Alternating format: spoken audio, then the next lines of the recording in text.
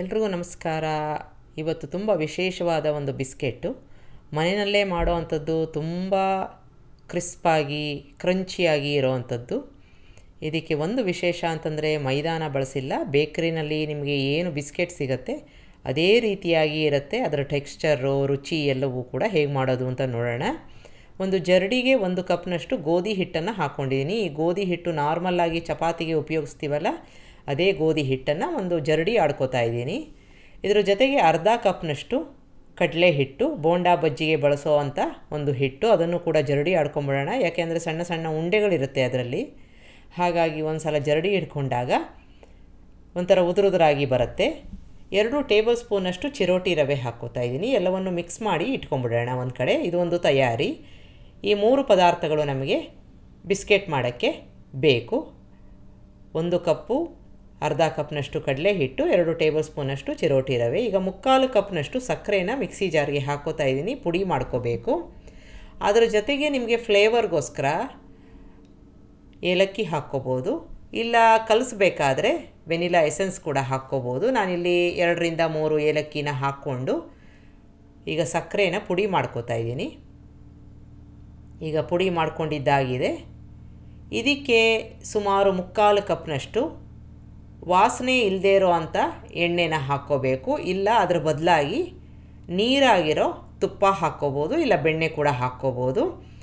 ಈಗ ಸಕ್ಕರೆ ಪುಡಿ ಮತ್ತು ಎಣ್ಣೆ, ತುಪ್ಪ, ಬೆಣ್ಣೆ ಏನು ಹಾಕ್ಕೊಂಡಿರ್ತೀವಿ ಅದನ್ನು ಚೆನ್ನಾಗಿ ಒಂದು ಸಲ ಮಿಕ್ಸಿ ಮಾಡಿಕೊಂಡಾಗ ಈ ಥರ ಮಿಕ್ಸ್ ಆಗುತ್ತೆ, ಒಂಥರ ಸ್ಮೂತಾಗಿ ಬರುತ್ತೆ. ಇದನ್ನು ಒಂದು ಬೌಲ್ಗೆ ಹಾಕ್ಕೊಂಬಿಡೋಣ.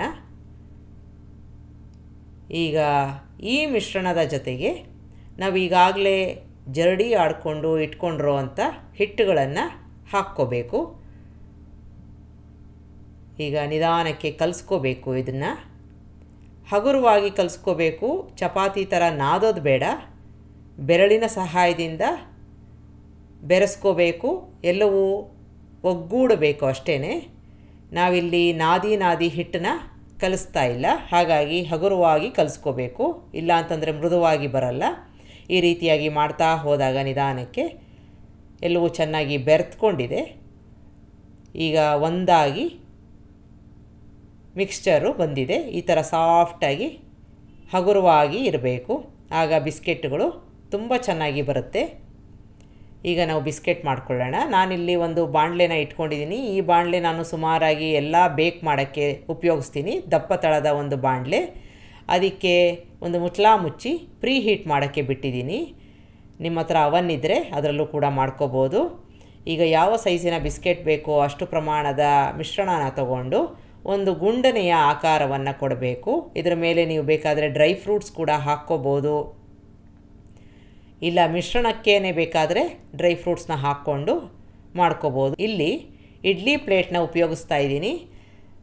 4-5 ಇಡ್ಲಿ ಪ್ಲೇಟು ಇಟ್ಕೊಂಡ್ರೆ ಕೆಳಗಿಂದು ಜಾಸ್ತಿ ಬೇಕಾಗತ್ತೆ, ಮೇಲ್ಗಡೆದಾಗಲ್ಲ. ಹಾಗಾಗಿ 2 ಪ್ಲೇಟ್ಗಳನ್ನ ಇಟ್ಕೊಂಡು ಮಾಡ್ಕೋತಾ ಇದ್ದೀನಿ. ಇದು ಬೇಡ ಅಂತಂದರೆ ತಟ್ಟೆನಲ್ಲಿ ಇಟ್ಕೊಂಡು ಮಾಡ್ಕೋಬೋದು.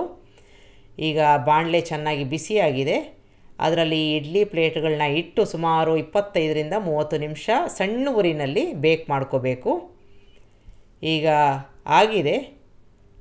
ಪೂರ್ತಿಯಾಗಿ ಆರೋ ತನಕ ಬಿಟ್ಟು ಆನಂತರ ನೀವು ಬಿಸ್ಕೆಟ್ನ ತಗೋಬೋದು.